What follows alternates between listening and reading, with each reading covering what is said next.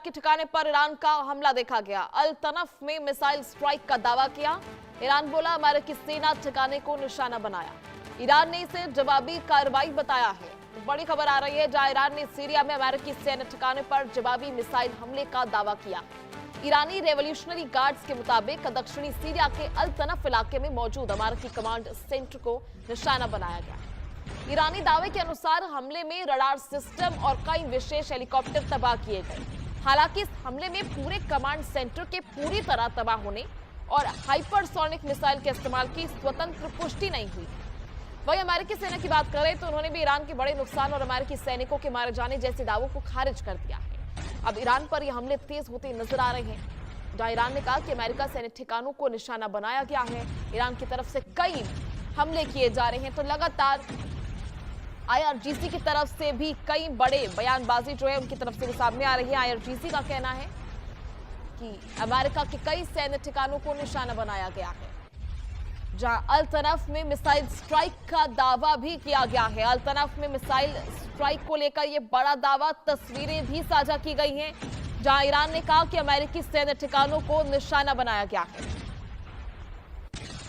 जहां ईरान ने इसे जवाबी कार्रवाई बताया। दरअसल ईरान पर भी कई हमले किए गए थे, जहां यूएस का नाइट ऑपरेशन देखा गया था, जहां ईरान को एक सांकेतिक डर उनके मन में बिठाने का प्रयास अमेरिका द्वारा लगातार किया जा रहा है। और अमेरिका के द्वारा भी कई दावे ईरान को तबाह कर देंगे, नष्ट कर देंगे, इस बार ईरानी ताकत को हराएंगे, ईरानी आर्थिक ताकत को इस बार कमजोर करेंगे। तो लगातार कई दावे जो है ट्रंप की तरफ से भी किए गए थे। तो ऐसे में ईरान ने इसे जवाबी कार्रवाई कहा, जहां आईआरजीसी ने अमेरिकी ठिकानों को निशाना बनाया। तो बड़े दावे आईआरजीसी द्वारा किए जा रहे हैं। तो ऐसे में ईरान रेवोल्यूशनरी गार्ड कॉर्प्स की तरफ से भी लगातार बड़े दावे किए जा रहे हैं। अमेरिकी सैन्य ठिकानों को निशाना बनाने का ये बड़ा दावा, साथ ही अमेरिकी सैनिकों के मारे जाने जैसे दावे भी जो है वो सामने आए थे आईआरजीसी की तरफ से। हालांकि अमेरिका की तरफ से ये सभी दावे खारिज कर दिए गए हैं। बड़ी बात, जहां सीरिया में अमेरिकी ठिकाने पर ये लगातार ताबड़तोड़ हमले, और इसकी तस्वीरें आपको दिखा रहे हैं स्क्रीन पर। अल तनफ में मिसाइल हमले का ये दावा आईआरजीसी की तरफ से, तेहरान की तरफ से किया गया है।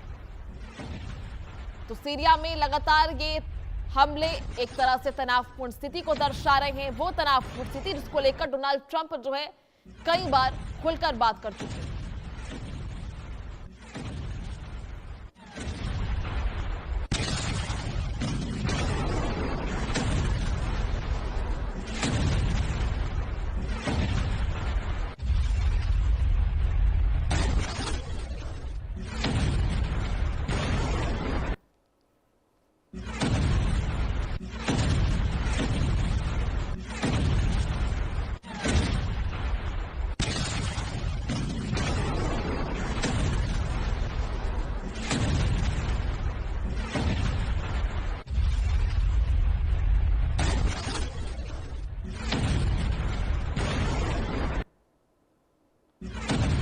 ऐसे में आपने सुना किस तरह से ये दिल दहला देने वाले धमाके एक बार फिर सीरिया में जो अमेरिकी ठिकानों को निशाना बनाया गया है।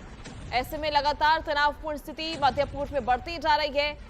ईरान की तरफ से कई बड़े बयान जो है सामने आए हैं। अमेरिकी सैन्य ठिकानों को निशाना बनाया गया और ऐसे में कई सैनिकों की भी जान गई है। इस बात की पुष्टि भी ईरान की तरफ से की गई है। हालांकि अमेरिका ने इन सभी दावों को खारिज कर दिया है।